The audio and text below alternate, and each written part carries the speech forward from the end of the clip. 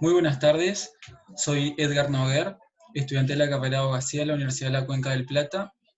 Hoy estamos presentes aquí en esta grabación junto con mis compañeros Fernando Galarza y Abel Estigarribia para dar un video explicativo acerca del primer trabajo práctico de la Cátedra Informática Jurídica. En primer lugar, para comenzar a analizar el desarrollo del trabajo práctico, comenzaré sobre la relación que existe entre los conceptos de información y de comunicación. En primer lugar, voy a señalar que el término comunicación se utiliza en una gran variedad de contextos y con una amplia diversidad de sentidos y con connotaciones diferentes. Por lo general, la comunicación es entendida de una manera interpersonal en términos de intercambio de información. Sin embargo, el concepto de comunicación es un concepto problemático y complejo, ya que abarca fenómenos comunes en contextos muy diversos como pueden ser lo físico, lo biológico o lo social. La comunicación podemos decir entonces que es un concepto amplio y elástico, que se desliza constantemente entre los términos de polisemia, de ambigüedad y de multidimensionalidad. Afirmar que la comunicación es un término polisémico implica, según el autor, indicar que se ponen en juego distintos significados para un mismo término. Por ejemplo, no es lo mismo hablar de la comunicación que se da entre un nivel ecológico de especies y su entorno, que hablar de la comunicación que se da entre dos instituciones, entre una institución y un usuario, o entre dos personas. Se tratan de distintas modalidades, ya que una es una comunicación de tipo interactiva funcional y la otra una comunicación con interacción semántica. Por otro lado, hemos dicho que la comunicación también tiene el carácter de ambigüedad, lo cual significa que hace referencia a la mezcla o la confusión entre los matices del significado de un mismo término. Por ejemplo, el concepto de información es uno de los conceptos vinculados con la comunicación que más ambigüedad comportan.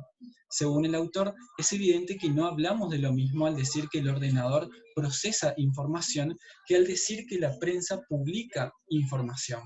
Sin embargo, el término matemático lógico, esto es, una información cuantificable, vinculado al sentido sociocultural, esto es, a los hechos o acontecimientos que son considerados por parte de la sociedad de forma novedosa, se mezclan a menudo y hablamos así de una tecnología de la información. Debemos decir que, en este sentido, cuando se involucran ambos aspectos, estamos en presencia de la tecnología de la información. Es decir, que esto llevado a un lenguaje coloquial, decimos que necesitamos procesar la información para tomar una determinada decisión. Hemos mencionado que la comunicación también tiene un carácter que se denomina de multidimensionalidad. Es decir, que la comunicación tiene lugar en diferentes ámbitos, tales como el biológico, el cultural, el social o el tecnológico. De este modo se puede señalar que debido a esta multidimensionalidad, podemos hablar de una comunicación entre células, entre personas, entre instituciones o entre países. Debido a la polisemia, podemos hablar de una comunicación como intercambio, como cooperación, como conducta o como acción. Y debido a su ambigüedad, se producen cambios de sentido y de significado en el concepto mismo de comunicación. Por ejemplo, la comunicación como transmisión de información significa algo muy distinto antes y después de la teoría matemática de la información. Así lo señala el autor que analizamos en este punto. En cuanto a la información, según la doctrina analizada, para que se obtenga esta, es necesario siempre realizar una síntesis entendida desde una perspectiva kantiana como la unión de dos extremos. Dicha síntesis se lleva a cabo por una acción del sujeto que une elementos subjetivos, es decir, estructuras interpretativas propias del sujeto, sumados a elementos objetivos que son los datos o estímulos sensoriales. Estos últimos sirven para procesar, para organizar o para estructurar y dar forma a los datos, lo que permite extraer las cualidades secundarias presentes potencialmente en los símbolos. Esto es, interpretarlos. De esta manera se comprende que la etimología de la palabra información proviene de informar, que en el latín es informare, que significa literalmente dar forma. Esto es, establecer los límites de la materia, dotarla de una estructura y de una organización. Dentro del análisis de este punto también debemos analizar lo que tiene que ver con el problema que se presenta en cuanto a la objetividad de la información. El problema sobre la objetividad de la información surge porque esta es el resultado justamente de una actividad del sujeto y por ende puede parecer subjetiva, pero para ello el autor entiende que esto se resuelve satisfactoriamente desde dos ángulos. En primer lugar, la objetividad de la información viene dada por los datos que existen independientemente del sujeto. A esto lo podemos diferenciar de los demás datos. En segundo lugar, las estructuras que se utilizan para la organización y la significación del material empírico también tienen un valor objetivo, porque se rechaza la idea de que dichas estructuras sean inventadas arbitrariamente. De este modo, la doctrina sostiene que las estructuras mencionadas son objetivas, porque son el resultado de un proceso psicogénico que tiene su base en la naturaleza biológica y psicológica del ser humano. Según el autor, la información está constituida entonces por un grupo de datos ya supervisados y ordenados que sirven para construir un mensaje basado en cierto fenómeno o ente. Existen diferentes especies que se comunican a través de la información para su supervivencia. En el caso de los seres humanos debemos señalar que radica principalmente la diferencia en la capacidad que tiene el hombre para armar códigos o símbolos con significados mucho más complejos, que constituyen justamente el lenguaje que utilizamos para la convivencia en nuestra comunidad. Los datos son percibidos generalmente a través de los sentidos y una vez que se integran terminan por generar la información que se necesita para producir el conocimiento. Como se puede advertir, la relación de los conceptos de comunicación e información son complementarios, ya que para informarse es necesario hacer uso de la comunicación. En este sentido, siguiendo con el análisis de la comunicación, debemos partir del punto 2, donde hablamos de los axiomas de la comunicación que fueron expuestos por Paul Watzlawick. Según la doctrina, un axioma puede ser definido como una verdad evidente, algo que no requiere una demostración, sobre la cual se construye y se sustenta un cuerpo de conocimientos. La palabra proviene de un griego que significa lo que parece justo. En el campo de la comunicación humana, en la cual las claves intercambiadas emanan directamente del cuerpo, ya sea a través de movimientos, de gestos, de posturas, o del habla, o a través de la voz, o del contexto inmediato en el cual estamos inmersos, esto tiene que ver con la cultura social, podemos distinguir, según este autor, 5 principales axiomas fundamentales, como son: la imposibilidad de no comunicar. Este axioma se deriva necesariamente de una propiedad básica del comportamiento. Esto es que no hay algo que sea contrario al comportamiento, ya que no existe, según este autor, el no comportamiento. Por lo tanto, es imposible no comportarse. Se acepta que todo comportamiento en una situación de interacción tiene un valor comunicativo. Entonces, no se puede dejar de comunicar aunque las personas así lo intenten. El autor entiende que la comunicación tiene efectos pragmáticos en el comportamiento de quienes se comunican, de modo tal que una situación interpersonal, todo comportamiento influye sobre las demás, les comunica algún mensaje y esto no puede dejar de responder a tales mensajes comportándose y comunicándose a la vez. El autor en este sentido publica un ejemplo donde una persona viaja en un metro. En este sentido, el autor entiende que la mayoría de las personas en un metro se muestran con una mirada fija en un punto determinado, con una mirada perdida o a veces como una persona inquieta, que recorre un sinnúmero de puntos sin detenerse en ninguno. Además, no hablan y permanecen generalmente en una postura rígida hasta que desean bajarse. Aparentemente, no se está comportando o comunicando algo.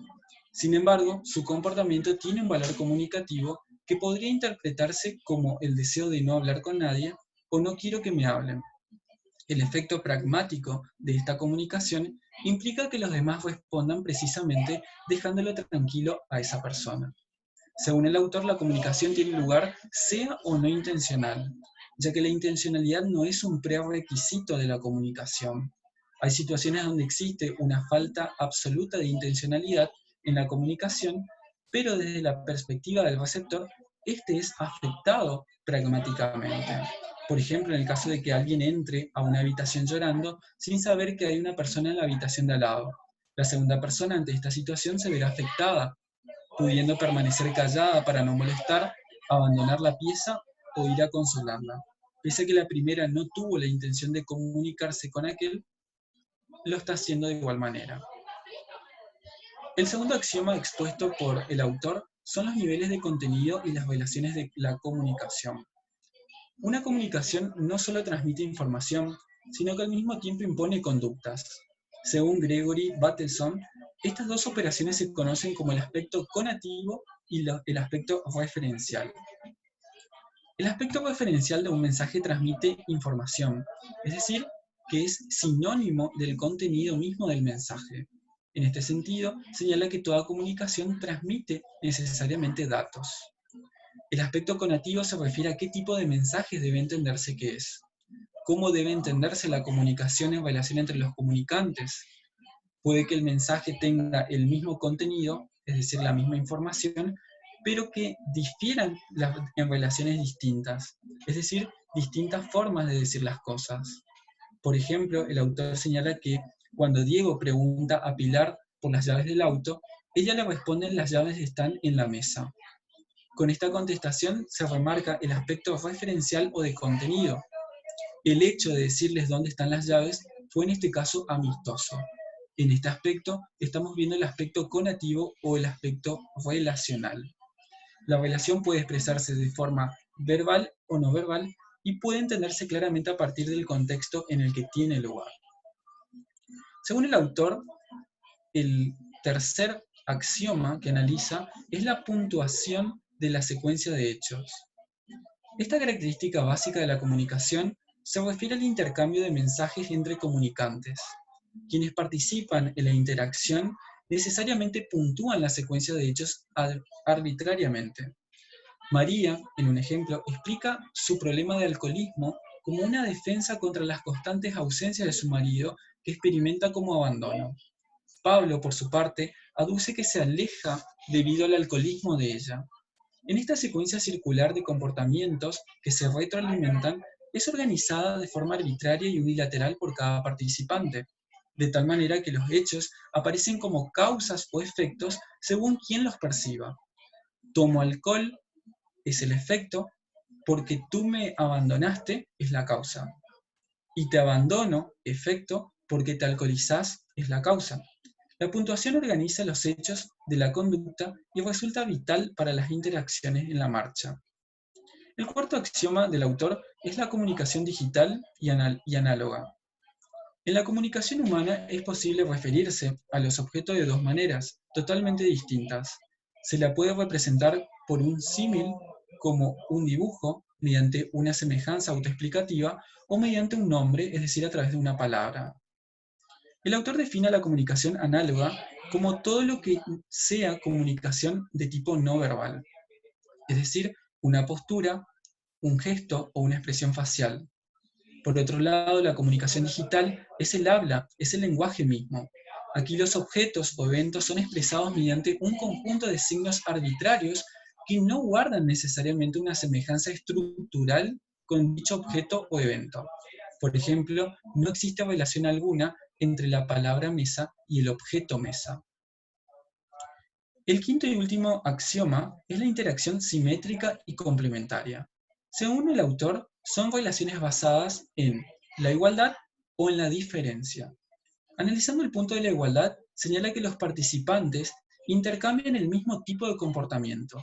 Así, su interacción puede dominarse simétrica. Tanto uno como el otro puede indistintamente tomar decisiones, criticar y comentar la conducta del otro, dar consejos o proponer alternativas. Este tipo de relaciones es frecuente entre compañeros de curso, de trabajo, entre amigos o hermanos. Sin embargo, si nos paramos del lado de la diferencia, los participantes intercambian diferentes tipos de comportamientos. La conducta de uno completa la del otro y recibe el nombre de complementaria. Es una relación complementaria donde hay posiciones distintas. En una relación complementaria existe una posición superior o primaria, mientras que el otro ocupa la posición inferior o secundaria. Este tipo de relación es frecuente entre el padre e hijo, entre el jefe y el subalterno o entre un médico y un paciente.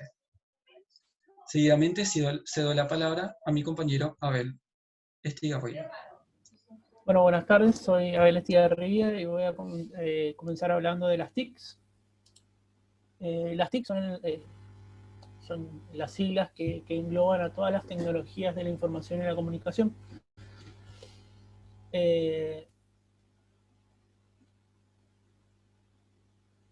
Las tecnologías de la comunicación e información son un instrumento cada vez más poderoso para poder participar en los mercados mundiales, promover la responsabilidad política, mejorar la provisión de servicios básicos y realizar las oportunidades de desarrollo local. Pero sin políticas innovadoras de TICs, muchas personas de los países en desarrollo, especialmente los pobres, quedarán atrasados. Las TIC son un medio y no un fin, son elementos que pertenecen a categorías distintas. Se trata de conseguir el fin a través de los medios más adecuados que tengamos a nuestro alcance. Las necesidades en desarrollo se presentan al mismo tiempo. No se puede plantear si es más prioritaria la salud o la educación. Para mejorar las condiciones de desarrollo humana son necesarios ambos.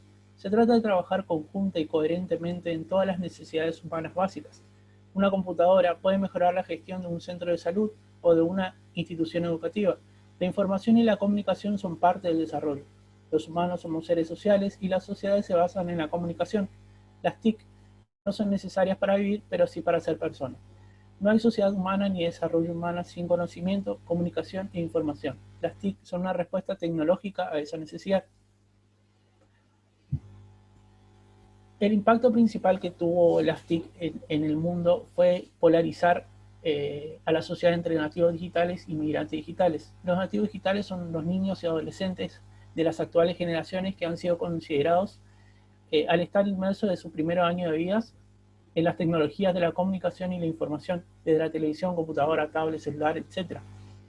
El contacto precoz y el uso generalizado que hacen de estos soportes han propiciado que su manera de relacionarse con el entorno familiar y social y con el mundo en general sea diferente de las generaciones anteriores. El uso de estas tecnologías ofrece indudables beneficios y van acompañados de riesgos y daños que deben ser conocidos y valorados por los padres, educadores y personal sanitario. Entre estos destacan las cuestiones tan sensibles como la recepción de información inexacta, la intimidad y la seguridad, el acceso a contenidos inadecuados o perjudiciales para la edad y el acoso cibernético. El pediatra de atención primaria puede jugar un importante papel potenciando el uso adecuado de las TIC, intentando así minimizar las consecuencias negativas que una utilización no apropiada de estas tecnologías puede provocar en el desarrollo psicofísico y social de los niños y adolescentes. El impacto que el uso de las tecnologías de la comunicación y la información podría ocasionar en niños y adolescentes ha preocupado desde que se comenzó a popularizar su uso. Con la aparición y el uso cada vez más extendido de la televisión, creció la preocupación por las consecuencias que el consumo abusivo de este medio podría tener en la población más joven. Al mismo tiempo, se valoraron también sus ventajas como un nuevo elemento favorecedor en la educación y una nueva relación con el mundo exterior. Posteriormente, los videojuegos ocasionaron similares inquietudes en relación con las consecuencias que su utilización traería entre los menores. Desde finales del siglo XX, nuevas preocupaciones han surgido por el uso generalizado que niños y adolescentes hacen de las nuevas TIC.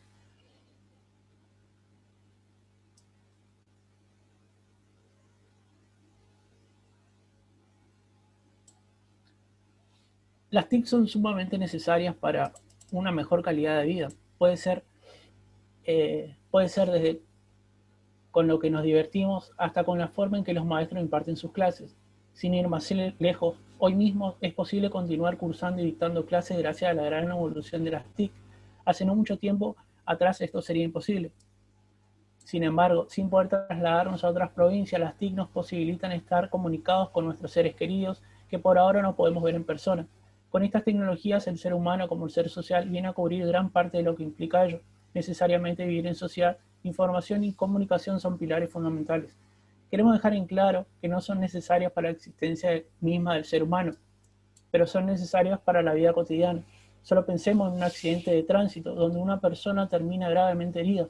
Un teléfono celular no va a curar a esa persona, pero es indispensable para llamar a una ambulancia y que ésta llegue lo antes posible y quizás se le pueda salvar hasta la vida del accidentado. Con ellas se debe introducir más tecnología en nuestra vida cotidiana. Tenemos que aprender a manejar bien todas estas facilidades, y más el Internet, que es la herramienta más poderosa y revolucionaria por el momento. Las TIC tienen dos partes, su conocimiento y su uso. Debemos aprender a vivir con ellas, que son parte de nuestra cultura y nos dan oportunidad de tener un buen desarrollo social. También hay que dejar en claro que estas TIC tienen sus riesgos, los cuales hay que informarse, conocer y ocuparse, mucho más cuando se tratan de nuestros niños, los que pueden resultar afectados. Con las nuevas ventajas vienen nuevos riesgos y peligros, desde contenido sensible no apto pero accesible para los niños, hasta estafas y robo de información que afectan a los adultos. Habiendo dicho esto y haciendo un balance, creemos que las TICs traen más beneficios y riesgos, y todo aquello que mejore la calidad de vida de las personas siempre será bienvenido.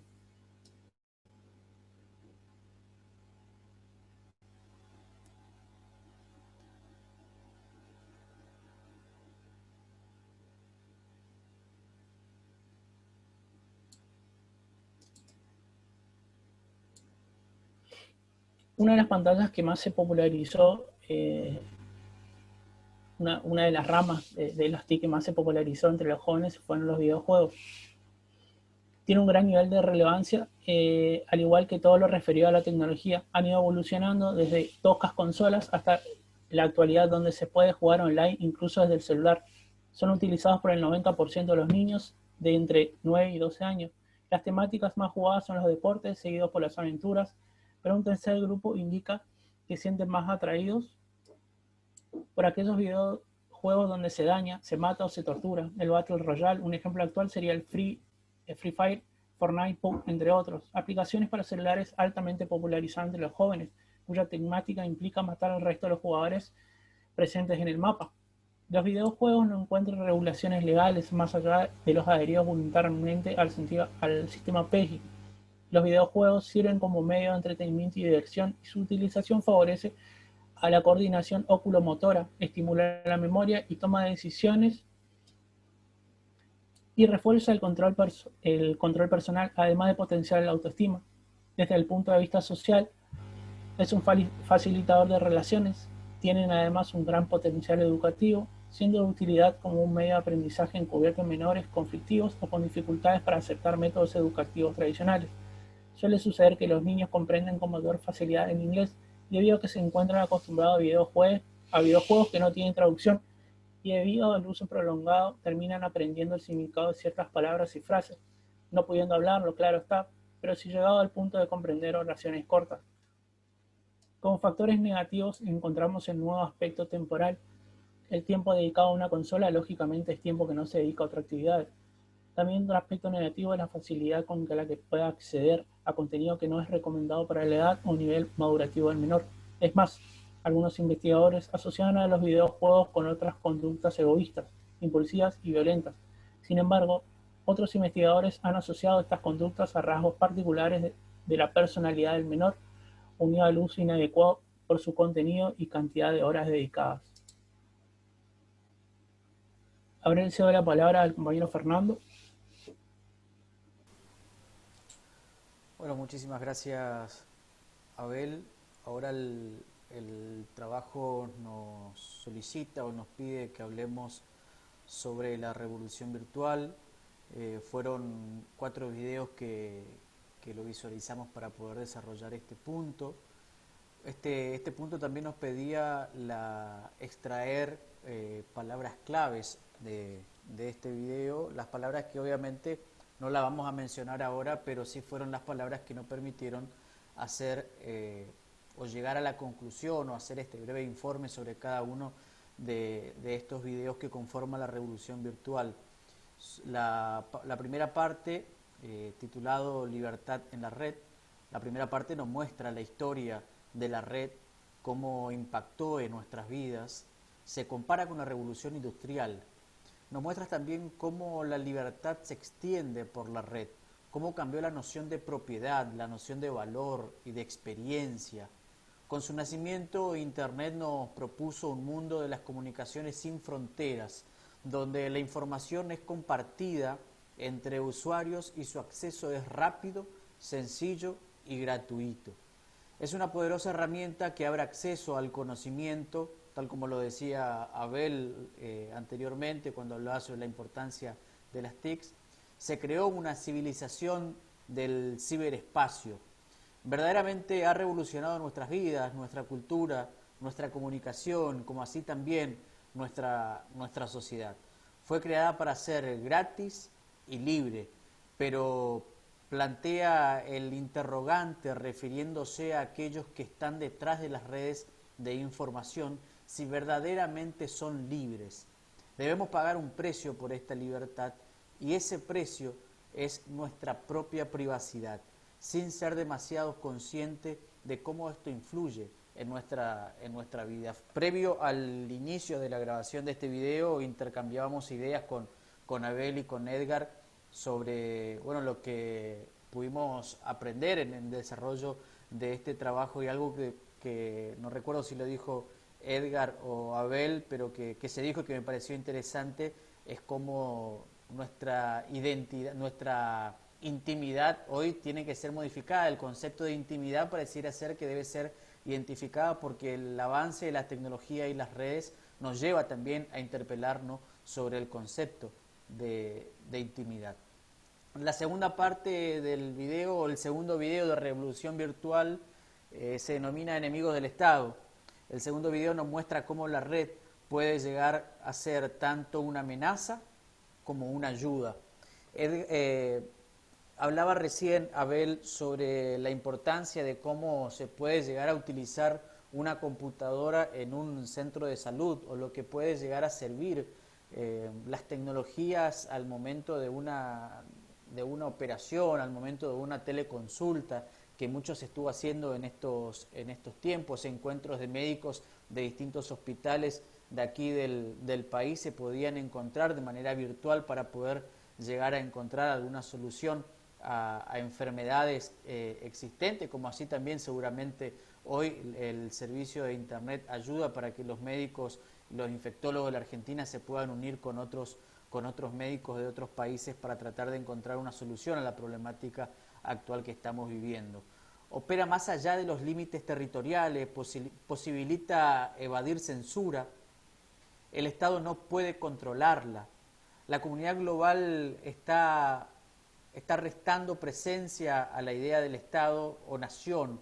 Algunos estados están contraatacando y utilizan la red para sus propios intereses como método de control, otros para censurar y hasta para hacer guerras.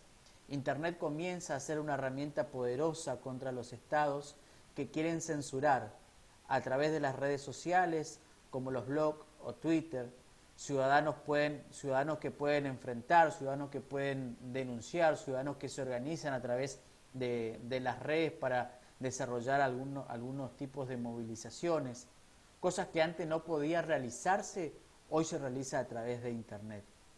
Internet nos da la libertad, nos da poder, pero también nos da una parte del bien y una parte del mal. Está en el criterio e intención de cada uno utilizarlo prudentemente, y en este punto considero oportuno, necesario y conveniente mencionar que este conflicto, este paradigma que se plantea en esta segunda parte de este documental o de este informe de la Revolución Virtual, que se denomina Enemigos del Estado, no es porque el Estado no pueda controlar lo que pasa en las redes, o porque el Estado no pueda censurar y porque exista una libertad en las redes lo que le convierte como enemigo, sino por lo positivo que pueda llegar a pasar dentro del Internet, por lo negativo que pueda llegar a pasar dentro de Internet. Todo eso negativo que en tiempos donde no estaba reglamentado, donde no estaba regulado la privacidad dentro del Internet, se convertía como un enemigo para los estados. Hoy hay gobiernos nacionales y gobiernos del primer mundo que protegen su seguridad cibernética como protegen sus fronteras, porque también se pueden sufrir ataques militares, como también sus informaciones pueden sufrir algunos ataques, y esas informaciones pueden ser a través de las redes. El tercer video sobre la revolución virtual, la parte 3, nos habla del precio de lo gratuito, algo también relacionado a lo que mencionábamos en esta segunda parte cuando nos interpelábamos sobre lo que estaba permitido y lo que no estaba permitido dentro de las redes, y lo positivo y lo negativo que nos podía dar la libertad de nuestro accionar dentro de las redes o dentro de Internet. El tercer video comenta acerca de que el acceso a la mayoría de los sitios web es gratuito, podemos conectarnos, bajar información, etcétera, pero el costo no es tan gratuito como parece o como se establece. El precio que pagamos es el de nuestras propias vidas. El producto que entregamos a cambio de ello somos nosotros mismos. El acepto, acepto, acepto. Cada vez que descargamos una publicación o cada vez que, por ejemplo, queremos mirar alguna serie, alguna película a través de la plataforma Netflix, obviamente con nuestra intención de mirar la serie o la película, descargamos la aplicación, nos adherimos con la tarjeta de crédito, aceptamos las condiciones, pero nunca nos hemos detenido a leer cuáles son las condiciones que nos ponen. Cuando nos descargamos alguna de las redes sociales, ya sea Facebook, Instagram, Twitter, aceptamos, pero no sabemos cuál es el trasfondo de lo que estamos aceptando, qué estamos entregando a cambio de la utilización de esos instrumentos que nos brinda el servicio de Internet. La idea de gratuidad es una ilusión, ya que la pagamos dando información privada. ¿A cambio de qué podemos acceder a esto gratuito que nos da Internet? A cambio de nuestra información privada. Y aquí quiero resaltar un caso muy reciente. La verdad que no recuerdo el nombre, y si lo recordara no me saldría a pronunciarlo, pero el dueño de Facebook tuvo que ir a hacer declaraciones en el Senado de Estados Unidos por las acusaciones que se le hicieran por favorecer a cierto partido o espacio político de los Estados Unidos y a ciertos candidatos de distintos países, dando informaciones sobre los usuarios de sus distintas redes sociales, ya sean Facebook como así también Instagram. La sesión especial que se ha llevado a cabo en el Senado de los Estados Unidos, donde se le ha interpelado al dueño de una de las redes sociales más importantes del mundo, le ha llevado a tomar medidas a él dentro de su empresa, como así también le ha llevado a tomar medidas a los estados de regular o reglamentar estas actividades. Por eso vamos a ver que hoy estas redes sociales están empezando a trabajar en una nueva plataforma, y aquí en Argentina se tomó conocimiento de que el año que viene habrá elecciones aquí en la Argentina y las redes sociales están limitadas a las publicaciones políticas que puedan llegar a ser. Esto lo hace Facebook como tratando de subsanar aquel ataque o aquella acusación que ha recibido por el gobierno de Estados Unidos.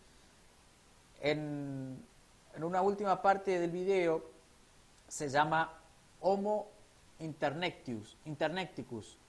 El cuarto video muestra la realidad que estamos viviendo en estos tiempos modernos con el avance de la tecnología, cómo afecta la cultura, cómo afecta la educación, la comunicación y la información. Ahora, ¿por qué afecta la cultura? Porque si bien nosotros aquí en Formosa formamos parte de un pueblo multiétnico y pluricultural, el Internet, que nos da la posibilidad de conectarnos con personas de distintas partes del mundo, este servicio de Internet empieza a querer imponernos a nosotros a través de las publicidades, a través de las pautas, a través del que si tenés más me gustas parece que sos la persona aceptada dentro de la sociedad. Empieza a cambiar el parámetro de cultura o de buena persona dentro de la sociedad. Hoy ya no importa cuántas acciones buenas hagas, sino pareciera ser que importa cuántos me gustas tengas en tus publicaciones. Hoy ya no importa cuántas amistades reales puedas tener, sino que cuando entran a tu Instagram o cuando entran a tu Facebook, lo primero que se mira es cuántas personas te siguen o cuántos amigos virtuales tenés. Hoy ya no importa solo en hacer actividades solidarias, sino en sacar imágenes y publicar por todos lados esas actividades solidarias. La cultura de la sociedad está cambiando a través o mediante el servicio de Internet y los nuevos canales de comunicación. Afecta la educación, afecta la comunicación y afecta la información. Y en esto somos testigos y los estudiantes de abogacía, y cuando seamos profesionales del derecho tendremos más responsabilidad aún en compartir informaciones que estén realmente comprobada, que esté realmente chequeada, informaciones que sean certeras, informaciones que sean verídicas.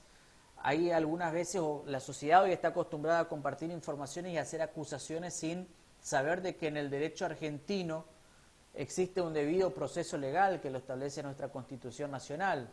Hoy la sociedad argentina, por ver una imagen o por ver un flyer o por ver una noticia que quizás sea cierta o quizás sea falsa, ya acusa, ya no solamente que acusa, sino que condena a una persona sin conocer lo que establece el derecho argentino.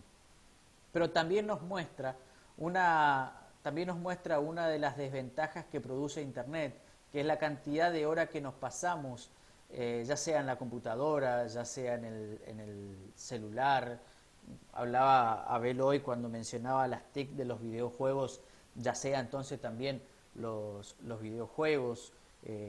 Hay una aplicación que lo podemos descargar, y que aprovecho esta intervención para invitar a los que vean este video a que la descarguen, una aplicación que nos permite controlar cuántas horas miramos el celular, cuántas horas estamos leyendo, cuántas horas estamos enviando información, cuántas horas tenemos el celular en nuestras manos. Esta aplicación, ¿cómo llega a esa conclusión? Contabilizando cuánto tiempo está desbloqueado el celular. Es decir, empieza a contar el tiempo del momento que vos pusiste tu huella dactilar, tu patrón o tu código, tu PIN para desbloquear el celular, y empieza a contar los segundos desde que está desbloqueado hasta que lo volvés a bloquear. Y durante todo el día te hace ese conteo, y al finalizar el día vos podés verificar cuántas horas del día tuviste el celular en tus manos y cuántas horas estuviste mirando el celular. Lo que se llama Homo interneticus es la generación web. Cambia nuestra forma de aprender y de relacionarnos. El aprendizaje es a través de la asociación, como lo hace la red. Saltamos de una página a otra. Queda atrás el aprendizaje lineal usando lápiz y papel.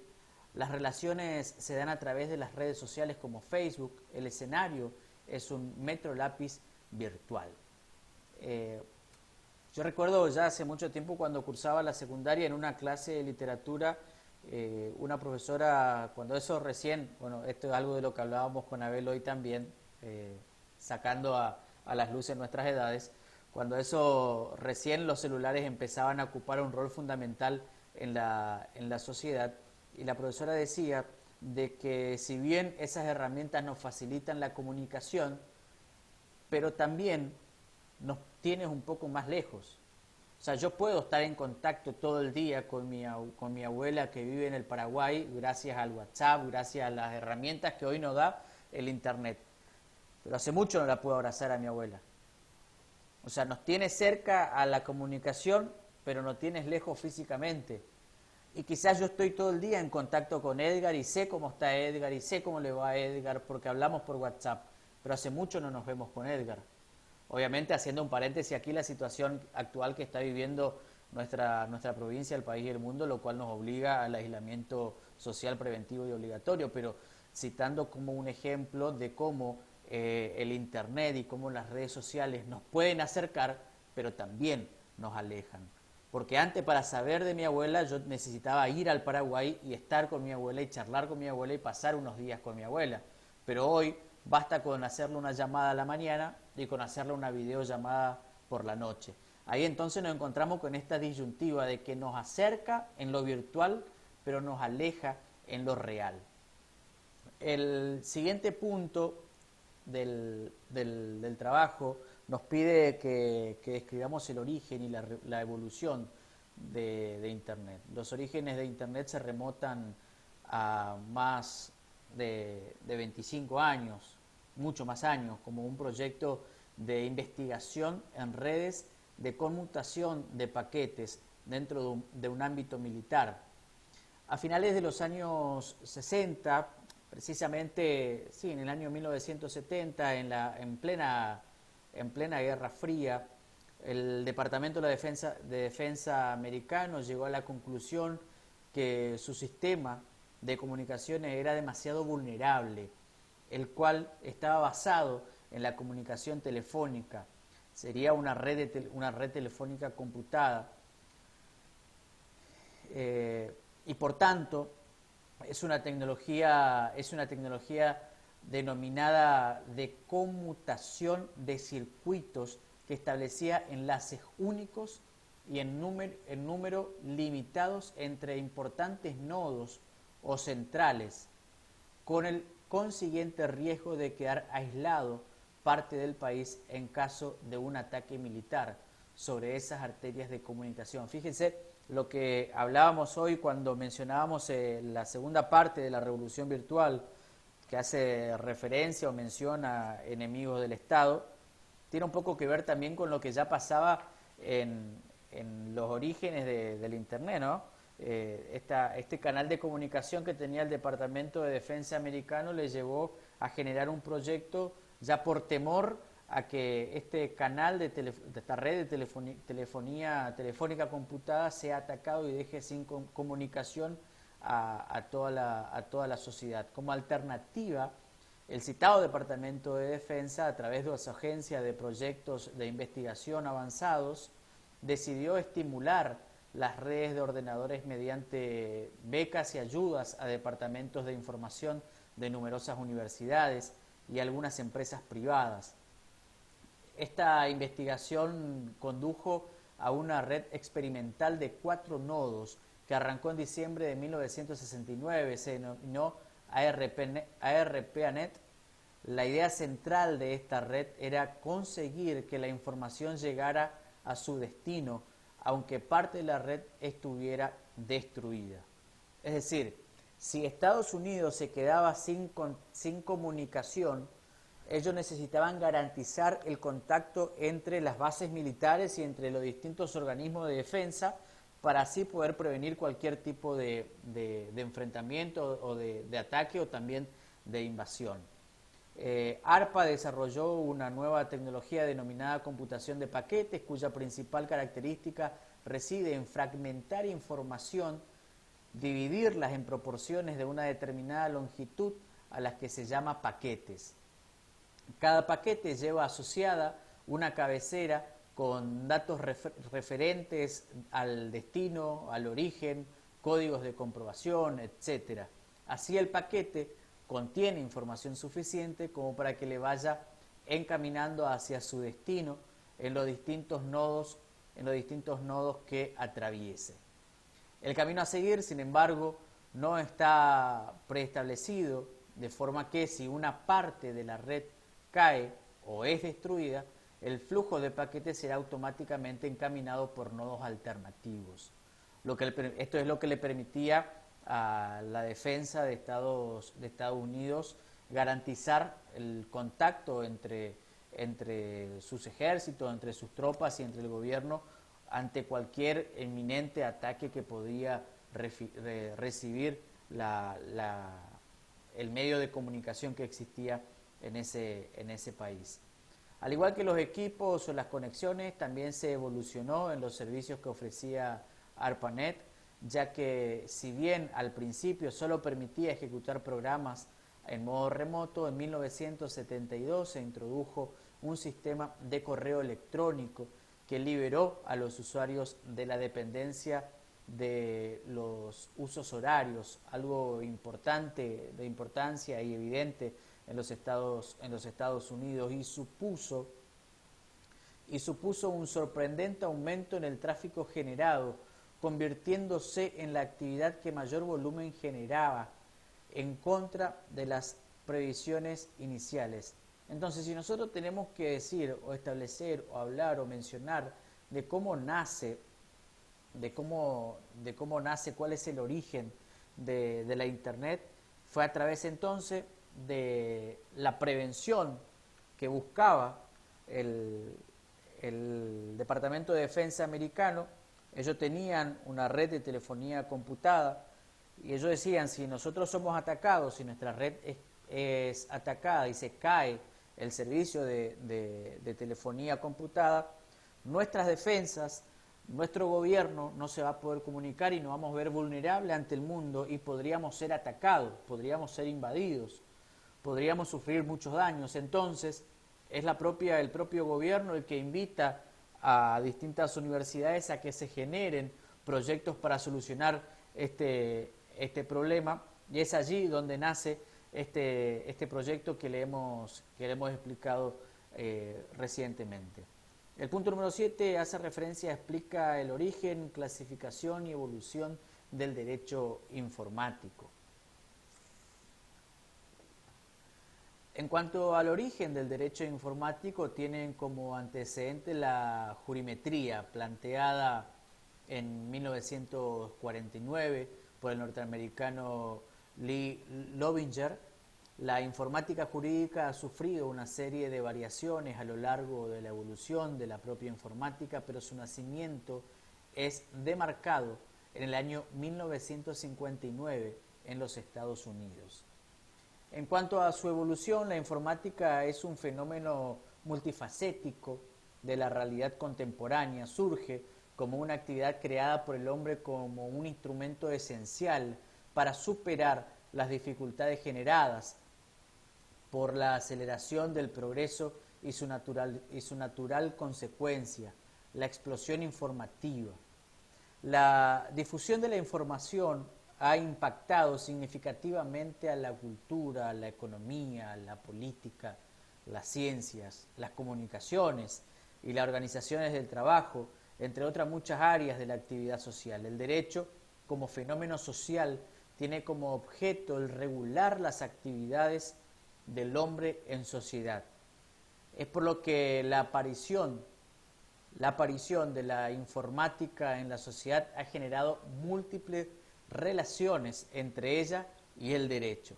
También la información ha invadido sectores de la vida jurídica como el de la documentación y registros, así como en la propia administración de justicia. Es por lo antes referido y en aras de dilucidar los conceptos cardinales del derecho informático, debemos retrotraernos a su piedra angular, la informática. La informática surge en el seno de la cibernética, ciencia que apareció como respuesta a una inquietud racional del hombre. El asidero histórico de la aparición de la cibernética como género y de la informática como especie, y esto es importante tenerlo en cuenta o remarcarlo o anotarlo, la cibernética como género y la informática como especie, se encuentra en la acción del factor social, el factor técnico-científico y el factor histórico, en una época de convulso desarrollo intelectual. Esta vertiente de la informática germina en 1959 en Estados Unidos, con el desarrollo de las primeras investigaciones sobre recuperación automatizada de documentos jurídicos. Fue en una universidad de Estados Unidos a través del Head Law Center, donde John Orty concibió la idea de crear un mecanismo para obtener acceso automatizado a la información legal. De esta manera se expanden los usos de las computadoras a las áreas lingüísticas. El punto número 8 nos solicita o nos pide cómo se clasifica el derecho informático. El derecho informático, es importante previo a esto entender entonces que siempre la función del derecho ha sido regular la actividad del hombre en la sociedad. Pero a través del avance de la informática, el derecho se vio obligado también a regular o reglamentar la actividad del hombre en la sociedad cibernética o en la sociedad de las informaciones. Es por eso también que nace el derecho informático, como para tratar de prevenir delitos que puedan llegarse a cometer dentro de la informática o dentro de la Internet. El derecho informático se clasifica en informática jurídica. En la informática jurídica se estudia a la tecnología como instrumento que beneficia a la ciencia del derecho. Entonces encontramos a la informática jurídica documental, informática jurídica de gestión e informática jurídica decisional. Para exponer o explicar estos dos últimos puntos que me quedan, quiero compartir en la pantalla una imagen. A ver si puedo compartir bien. A ver, una imagen que está en el aula virtual y que es la que nos explica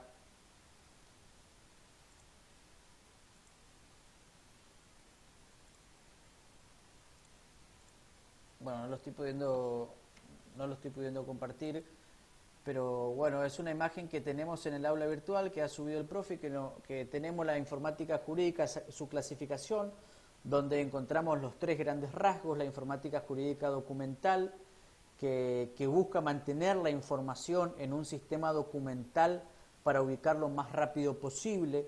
Esto tiene dos características: entrada de documentos, leyes, reglamentos, jurisprudencia, entre otros. Y por otro lado, búsqueda de documentos, procesos que se lleva a cabo para ir almacenando en el banco de datos. Podemos relacionar nosotros a la informática jurídica documental, si lo asimilamos a lo que establece este cuadro, que mi idea era poder compartirlo en pantalla. Lo que lo asimilamos cuando vamos descargando, por ejemplo, todos los materiales de estudio que nosotros tenemos en el aula virtual de informática jurídica. Generamos una carpeta en nuestra computadora, o en nuestra computadora, en nuestra notebook, y dentro de esa carpeta vamos guardando todo. Mantenemos la información en un sistema documental para ubicarlo lo más rápido posible. Entonces, si sabemos que queremos buscar material de informática jurídica, directamente nos vamos a nuestra carpeta, quizás sea la carpeta de la Universidad de la Cuenca del Plata, quizás dentro de esa carpeta tengamos distribuida por año, tengamos quinto año, segundo cuatrimestre y la carpeta de informática jurídica, y allí dentro encontramos todas las documentaciones, ya sean leyes, reglamentos, jurisprudencia y bibliografía que comparte el docente con nosotros. Por otra parte, tenemos la informática jurídica de gestión, que esta informática jurídica de gestión busca organizar y controlar la información jurídica de documentos, libros, expedientes, entre otros. Tiene tres características. Una de ellas es la registral. Se ocupa de los distintos registros jurídicos, especialmente notariales, a los cuales aplica principios informáticos. Direccional, referida a la estructuración de pautas que faciliten la redacción de sentencias con elementos repetitivos. Y otra característica, que es la operacional, orientada a optimizar el desempeño de los grupos de trabajo relacionados con el derecho, como juzgados o bufet de abogados. La informática jurídica de gestión podemos asimilar con la plataforma que puede llegar a estar utilizando hoy el Poder Judicial en cuanto a la plataforma para hacer los sorteos de en qué juzgado tenemos que hacer nuestras presentaciones, qué juzgados nos toca en nuestras presentaciones, el sistema que se utiliza en el área de mesa de entrada de los juzgados. Eso lo podríamos relacionar con la informática jurídica de gestión. Y otra de la clasificación es la informática jurídica de decisión. La informática jurídica de decisión sirve de instrumento para resolver problemas mediante el uso de razonamientos implementados en las computadoras. Tiene tres características, al igual que la anterior. Es un sistema cognoscitivo como mecanismo de inferencia que contiene la mayor parte de los esquemas de razonamientos válidos en ese dominio. Otra de sus características, una interfase que comunica al usuario con la máquina. Y por último, una base de conocimientos en forma de banco de datos bien estructurados, de tal forma que permita un cálculo lógico en él. Bueno, esto ha sido la explicación de los puntos que me ha tocado exponer, y cedo la palabra a mi compañero que va a seguir con la ponencia. Muchas gracias.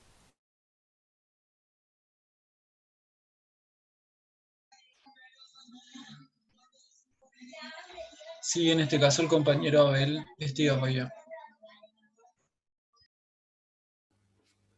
Bien, sigo con el punto 13, con informática notarial. Así es. Bien.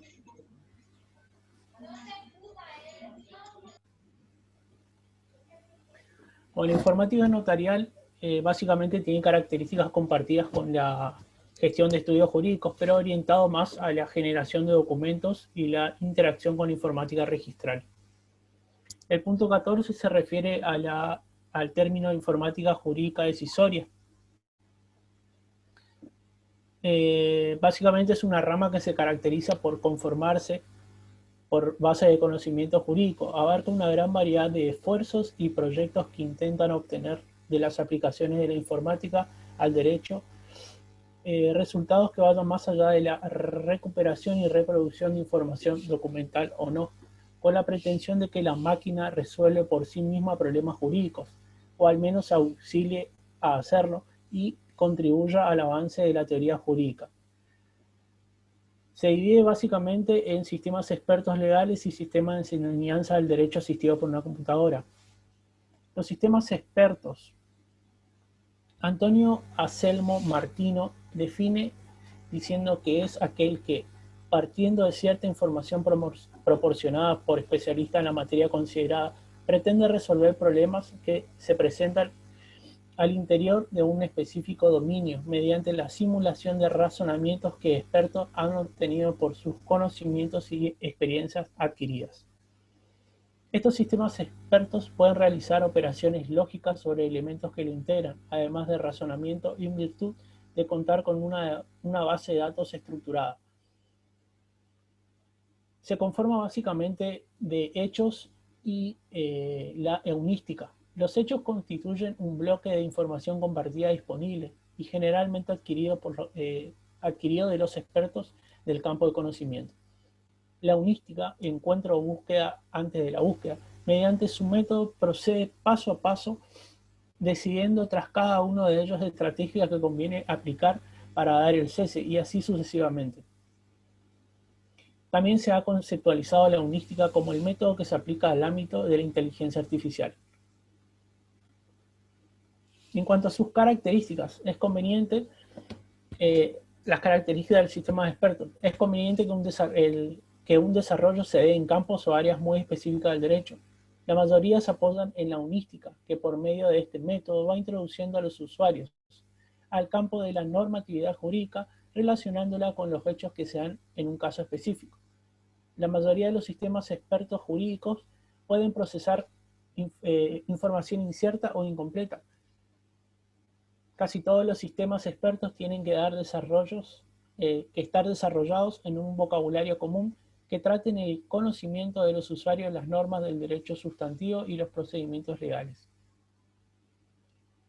En cuanto al impacto de las TIC respecto al derecho societario, tributario y bancario, el artículo 613 de la Ley de Sociedades incorpora la posibilidad de llevar los registros contables a través de los medios telemáticos, la publicidad de los estados contables en páginas virtuales, junto con la composición del directorio y de los diferentes órganos. En soporte digital y accesible a través de ordenadores también deben encontrarse los documentos que las SRL envíen al registro y las sociedades por acciones al órgano de control. En los diferentes apartados del nuevo artículo 700 34 de Ley 19.550, la Ley General de Sociedades, los redactores de la reforma incorporan los medios telemáticos relacionados con los avisos y publicaciones.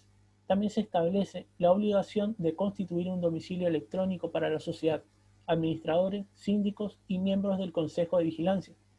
Se da recepción legislativa, finalmente, a la posibilidad de celebrar reuniones a distancia de órganos societarios mediante la utilización de medios telemáticos, en caso de que esa posibilidad estuviera prevista en el Estatuto de la Sociedad. Párrafo aparte merece la mención de la firma electrónica y la firma digital, junto con la referencia a la Ley 25.506, que hace el nuevo artículo 73 en su primera parte. Estas incorporaciones se van a tratar por separado. Registración electrónica y publicación en páginas virtuales. Es razonable que, existiendo desde el año 2002 regulaciones referidas al almacenamiento de duplicados electrónicos de comprobantes fiscales, se incorpore en la Ley de Sociedades la posibilidad de que los libros de contabilidad de las sociedades sean llevados por ordenadores u otros medios tecnológicos apropiados. Esto será viable previa autorización de la autoridad de control. Otra novedad es el domicilio electrónico, incorporada en la reforma en el artículo 73 bis. Es el deber de constituir domicilio electrónico para todos los administradores, síndicos y miembros del Consejo de Vigilancia. El domicilio electrónico, según dispone la reforma, deberá ser inscrito en el registro público junto con la designación de directores. Será plenamente válido para la entrega y recepción de comunicaciones de cualquier naturaleza que curse la sociedad a los titulares de los domicilios. Pero como también lo hizo la Ley del Domicilio Fiscal Electrónico, se limitan a los efectos de este domicilio al ámbito interno de la sociedad, dejándola a los terceros no socios la vía de comunicación tradicional. Pero la vía de la comunicación tradicional no se agota en los terceros no socios, todo es que no se ha reglamentado adecuadamente la constitución de un domicilio electrónico de la sociedad. Las reuniones a distancia. La reforma también legisla las tan mencionadas reuniones o asambleas realizadas a través de medios telemáticos. El artículo 73 ter.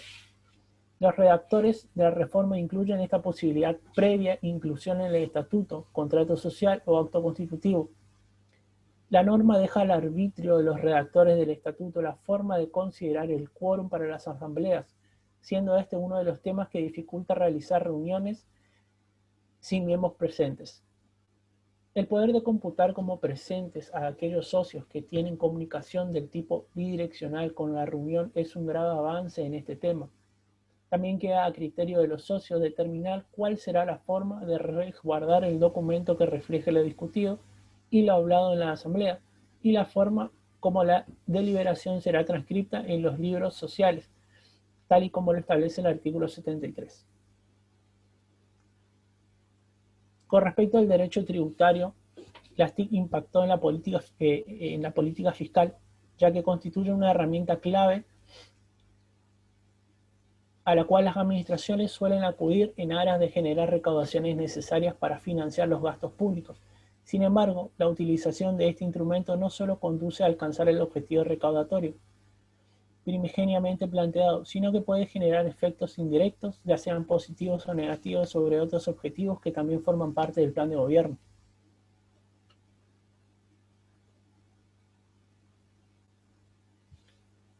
En el derecho bancario, el artículo 42 de la Constitución Nacional, incorporado por la reforma del año 1994, consagra el deber de informar con veracidad a los consumidores y usuarios, el eslabón más débil de la cadena productiva.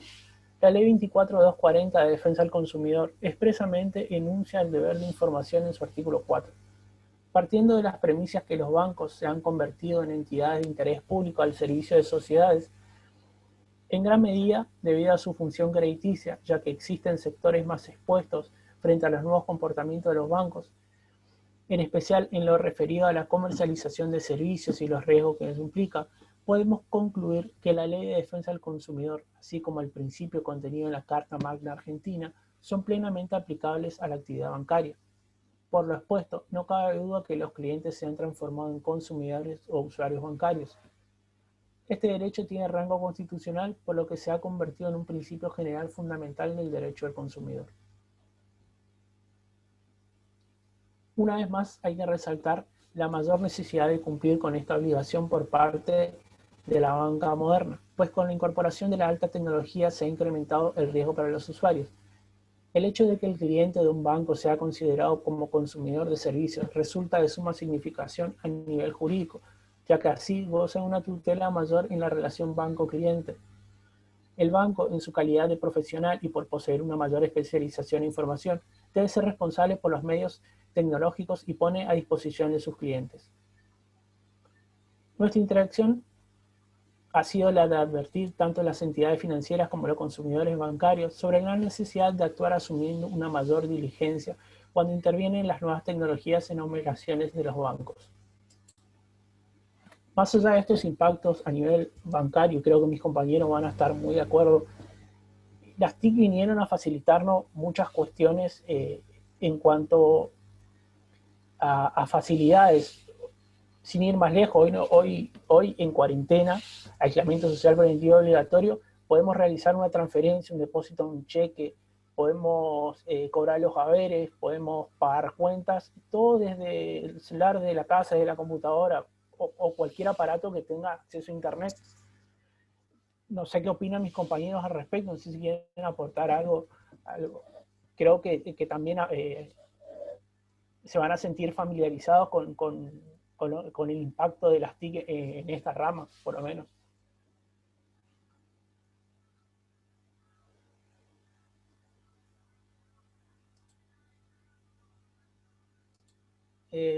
Bueno, le cedo la palabra al compañero Edgar. Sí, muchas gracias, Abel. Siguiendo con el análisis que hacía Abel acerca de la importancia que hoy tienen las TICs, principalmente en esta situación de pandemia que estamos viviendo, nos tocó analizar también en este sentido qué rol ocupa hoy Internet y cuál es su regulación, analizando el programa Científicos Industria Argentina. En primer lugar, vamos a partir señalando que Científicos Industria Argentina fue un programa cultural educativo de la televisión argentina dedicado a la ciencia, a la educación y a la investigación. Estuvo conducido por Adrián Paenza, doctor en matemática y periodista, quien entrevistaba a científicos y técnicos y presentaba información relevante sobre la actividad económica, financiera y científica de la Argentina en diferentes zonas del país con la participación siempre de algunos columnistas.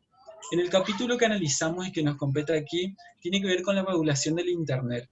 Esto estuvo protagonizado por los siguientes interlocutores que intervinieron activamente en el programa y que también nos sirvieron para enseñarnos un poco acerca de qué existe hoy acerca de la regulación del Internet. Estuvo presente Marcos Sal, abogado penalista, especialista en delitos informáticos. Estuvo presente Ariel Berselli, investigador del CONICET y abogado especialista en regulación y tecnologías. Estuvo presente Jacón Cohen Imán, vicepresidente de Asuntos Legales y Relaciones Gubernamentales de la empresa Mercado Libre, y el señor Enrique Chaparro, presidente de la Fundación Vía Libre. Dentro de esta temática lo que se analizaron fueron distintos temas que atraviesan el derecho informático, como que tienen que ver, por ejemplo, con la privacidad, con los delitos informáticos, con la protección de los datos personales, con la prepotencia tecnológica que hoy existe por el monopolio de algunas empresas dentro del área informática, los derechos de autor, la violación de los datos de determinadas empresas, lo que aparecen hoy como los llamantes migrantes digitales, los nativos digitales, la legislación local que tenemos dentro de nuestro país y cómo se relaciona con el Internet global y con la regulación que hoy existe a nivel de la comunidad internacional.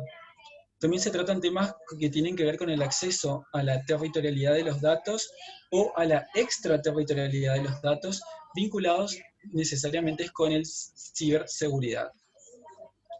En este video se puede visualizar que Internet cambió rotundamente la vida de los argentinos y de todo el mundo. En la opinión de los especialistas en cuanto a la temática que aquí se trata, que justamente es la regulación del Internet, entienden que es necesario que cuanto antes Internet termine siendo regulada. Lo hacen entienden en este sentido que debe ser así porque consideran que existen muchas injusticias que se dan hoy en las redes sociales, donde se ven afectados principalmente los derechos a la privacidad, el derecho de autor y el derecho a la protección de los datos personales. Indican que se debe prestar mucha atención también a cómo se usan las tecnologías nacionales dentro de nuestro país para la defensa y la protección de esos datos. Los interlocutores que aquí mencioné entienden que el eje central de la discusión pasa por determinar quién va a regular Internet y cómo se va a hacerlo. Sostienen que si bien no hay una regulación sistemática por parte de los estados a nivel de la comunidad internacional, no se puede desconocer, dicen ellos, que existe una regulación por parte de las empresas y por las organizaciones internacionales. Creo que en este punto hacía referencia hoy Fernando cuando hablaba de que cuando accedemos o contratamos algún tipo de servicio a través de Internet, estamos necesariamente aceptando determinadas condiciones a las cuales nos estamos sujetando. En este sentido, los especialistas entienden que allí existe una regulación del Internet y que hoy el monopolio de esa regulación está dado justamente por las empresas o por las organizaciones internacionales. Entienden además que el Internet trajo un nuevo tipo de regulación que no tiene que ver necesariamente con las leyes, sino que está más vinculado con el diseño y las tecnologías. Entienden que hoy la ley misma está definida por el código digital, es decir, por aquello que necesitan las personas para comunicarse y que forman parte de nuestra realidad informática. Afirman que en el futuro existirá un verdadero cambio de lo que se entiende tanto por la propiedad intelectual como por la privacidad, ya que aseguran que la antigua definición de privacidad hoy ha quedado atrás y ha quedado desactualizada. Entienden que las personas que exponen voluntariamente su privacidad en las redes sociales no pueden alegar legítimamente luego de que han sufrido algún tipo de violación de las mismas. Consideran que se debe definir qué parte del Internet se quiere regular. Y en este sentido sostienen que Internet es un sistema muy dinámico, por lo que se necesita de una regulación tecnológica neutral para que no quede obsoleta en muy poco tiempo. Además aseguran que esta regulación debe ser flexible y dinámica, porque justamente para no truncar el principal objetivo con el cual ha nacido Internet, que era justamente promover la libertad.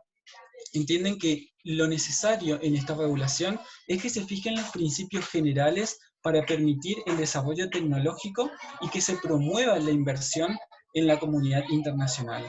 Coinciden que en unos años más, en unos años atrás era ciencia ficción hablar de una regulación de Internet y que no había una norma específica de regulación por parte de los estados. De igual manera, sostienen que Internet es capaz de sobrevivir sin ningún tipo de regulación, porque de hecho lo ha hecho hasta este momento. Destacan que se debe tener una política de privacidad con una serie de principios y sobre todo una práctica de privacidad donde se cumplan efectivamente esos principios que se acuerdan entre los estados. Entienden que el paradigma de la privacidad o de la intimidad ha cambiado, pero afirman que uno de los problemas que presenta la regulación es que el dictado se está dando por parte de migrantes digitales que afectan a los denominados nativos digitales. Y esto se traduce en que el regulador que nació antes de la década del 90 quiere regular de acuerdo a lo que entiende por los conceptos de privacidad y por los conceptos del bien jurídico protegido. En este punto entienden que se debe replantear si el concepto de privacidad es lo que hoy se entiende que es. Por otro lado, entienden que todas las reuniones internacionales que hay en materia de regulación de Internet se debate en principio sobre la extraterritorialidad de los datos, porque los datos ya no se saben exactamente dónde están, solo se saben que está alojado en la nube y con una investigación penal se necesitan de esos datos necesariamente para poder llevar adelante algún tipo de imputación a la persona. Los especialistas entienden además que otro de los temas ejes centrales de la regulación de Internet es la responsabilidad de los proveedores de Internet. Es definir qué tipo de responsabilidad le cabe ante un delito determinado, un delito de tipo informático. Coinciden finalmente en que se necesita una construcción colectiva de política internacional para regular de forma global al Internet.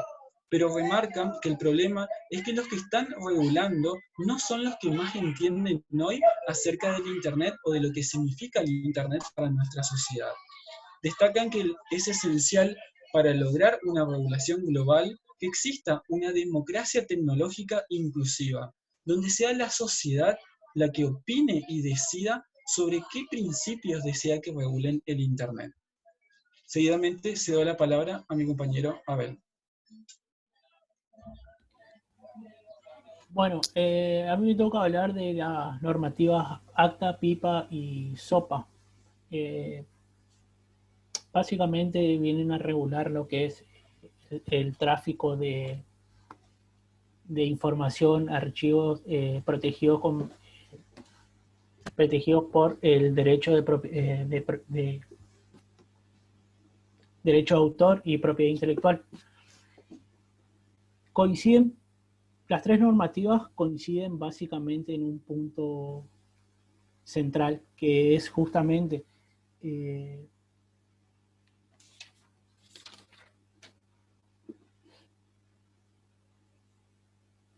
básicamente es la protección de la propiedad intelectual y los documentos, archivos o la información que esté protegida por derecho de autor.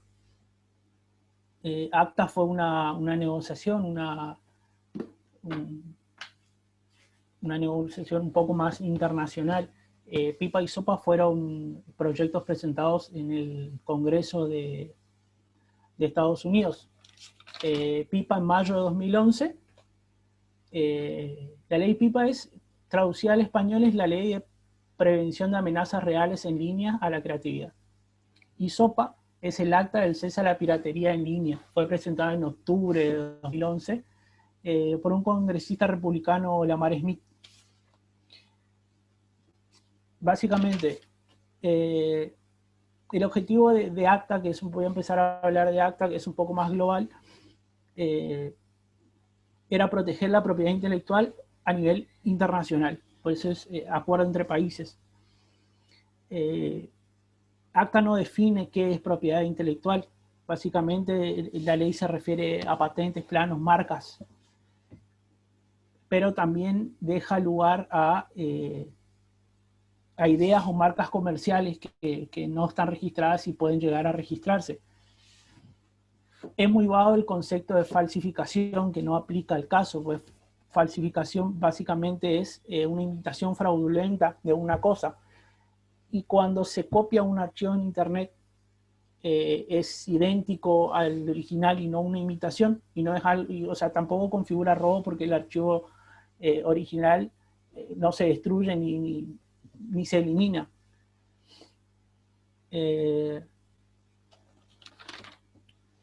Otro punto que coinciden las tres normativas es que violan derechos civiles, libertad e intimidad.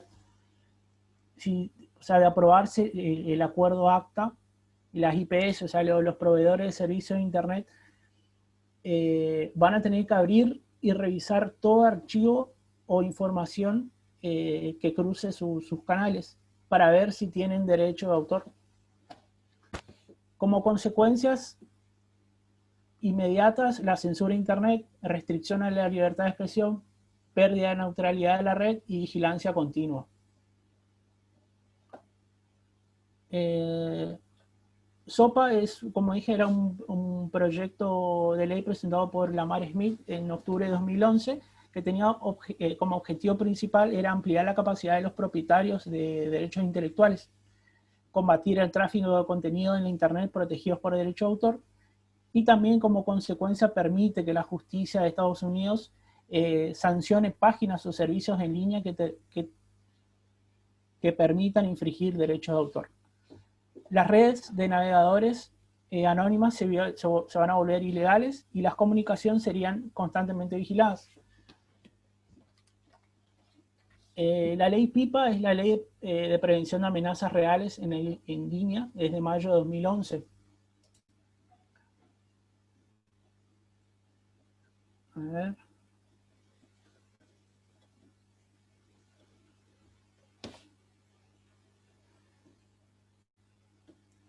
Respecto, o sea, a lo que contiene el proyecto, define como una conducta infractora a la distribución de copias ilegales, bienes falsificados, tecnología que permite evadir la protección anticopia. El proyecto está pensado para proveer mejoras en la aplicación contra servicios web operados y registrados en el extranjero, y autoriza al Departamento de Justicia de los Estados Unidos a obtener órdenes judiciales INREM contra sitios web dedicados a las actividades infractoras, si es que por medio de la debida diligencia no fuera posible localizar a un individuo que conste como propietario u operador del sitio. El proyecto requiere que el fiscal general de los Estados Unidos notifique al demandado una vez que la Corte publique una orden. Esta puede ser utilizada para requerir a los proveedores de servicios financieros, servicios de avisos publicitarios en Internet, proveedores de servicios de Internet y herramientas para localizar información que cesen de realizar transacciones financieras con el sitio infractor y remuevan los enlaces que vinculan con el mismo. Lo cierto es que Pipa, Sopa y Acta generaron gran rechazo por usuarios, proveedores de servicios de Internet, motores de búsqueda y páginas y sitios web, porque consideran vulnerado el derecho fundamental como lo es el derecho de expresión.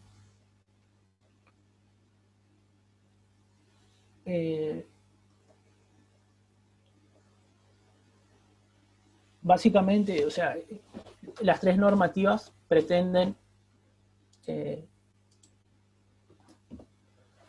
proteger un derecho fundamental y creo correcto, que es proteger el derecho de propiedad intelectual, pero a un costo muy alto, a costa de derechos civiles, de la privacidad, a costa de tener una vigilancia continua.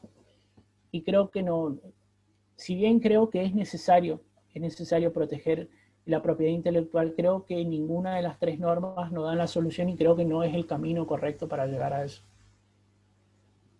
Eso sería todo.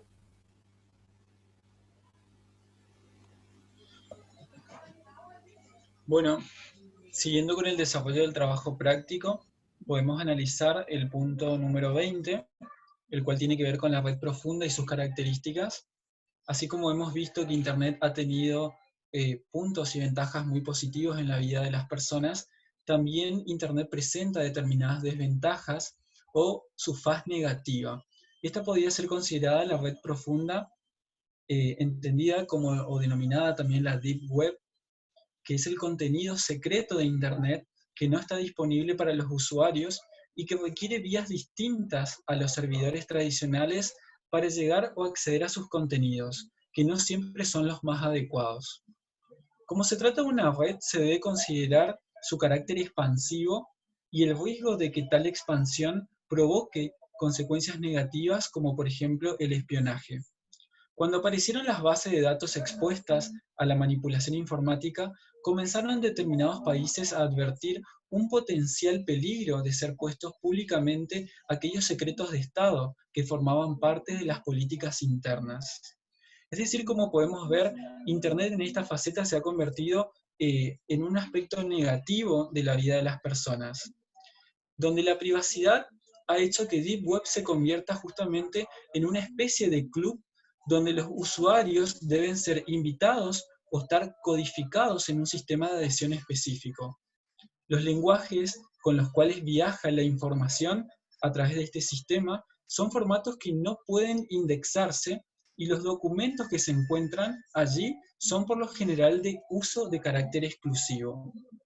La Deep Web es una parte gigantesca de las plataformas virtuales indetectables donde ocurren ciberacciones, así lo denominan los autores, que tienen como precedente el ocultamiento de la identidad del usuario y han dado a pie a la tergiversación del concepto de persona y a la utilización de la web de una manera irresponsable.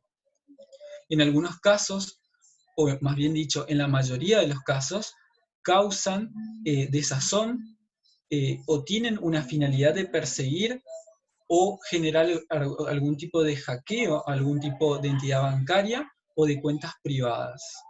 Como podemos ver, las características principales de la Deep Web es el anonimato, es decir, el ocultamiento de la identidad del usuario que lleva implícito la tergiversación del concepto de persona, porque justamente la persona física ya no aparece dentro de esta red, ni tampoco puede ser identificada. Y en cuanto a la utilización que se da, la mayoría de los autores entienden que está dedicado a conductas ilícitas, o más bien a un uso de manera irresponsable, como por ejemplo para generar perjuicio o daño a determinadas entidades bancarias, a cuentas privadas o hackear determinada información sensible de los estados.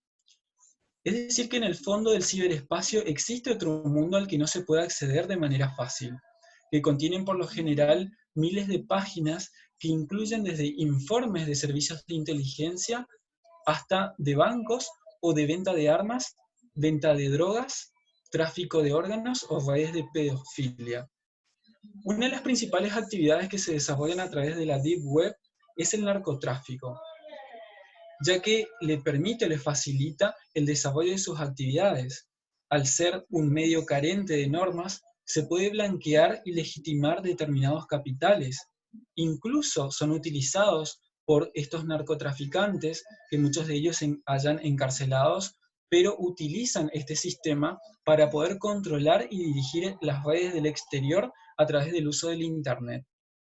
El anonimato dificulta necesariamente a las autoridades, a la policía y a las organizaciones que combaten este fenómeno lograr detectar este tipo de situaciones y afrontarlas. Sumado esto a que muchos países no tienen algún tipo de regulación específica en cuanto a leyes para hacer frente a la lucha contra el anonimato que existe atrás de la Deep Web. Como se puede observar, la Internet profunda presenta una gran desventaja, ya que se ha convertido en un lugar ideal para la ilegalidad, donde son características los instrumentos para fabricar todo tipo de artefactos explosivos o de armamentos, procesos para armar armas o bombas biológicas o agentes químicos, por lo que estos campos son utilizados a menudo para desarrollar actividades terroristas o de tipo criminal. Haciendo un análisis de en qué consiste o cómo se lleva adelante la Deep Web, podemos encontrar distintos métodos de profundización. Por un lado, el autor señala que uno de los tipos o los métodos de profundización está constituido por las denominadas arañas. En este sentido, el autor explica que cuando se ingresa a un buscador y se realiza una consulta determinada, el buscador no recorre la totalidad de Internet en busca de las posibles respuestas, sino que busca en su propia base de datos que ha sido generada e indexada previamente. Se utiliza el término araña web, o robots inteligentes que van haciendo búsquedas por enlaces de hipertextos de páginas en páginas, registrando toda la información allí disponible. El contenido que existe dentro de la Internet profunda en muy varias ocasiones puede ser mostrado o visto o alcanzado a través de los motores de búsqueda convencionales, ya que las denominadas arañas no rastrean la base de datos ni tampoco las extraen. A diferencia de este sistema está el sistema Tor, que es un proyecto diseñado e implementado por la Marina de los Estados Unidos, lanzado el 20 de diciembre del año 2002. Posteriormente, este proyecto fue patrocinado por la abreviatura EFF, que se caracteriza por permitir que millones de personas en el mundo tengan libertad de acceso y de expresión en Internet, manteniendo su privacidad o anonimato. A diferencia de los navegadores de Internet convencionales, el sistema Tor le permite a los usuarios navegar por la web de forma anónima.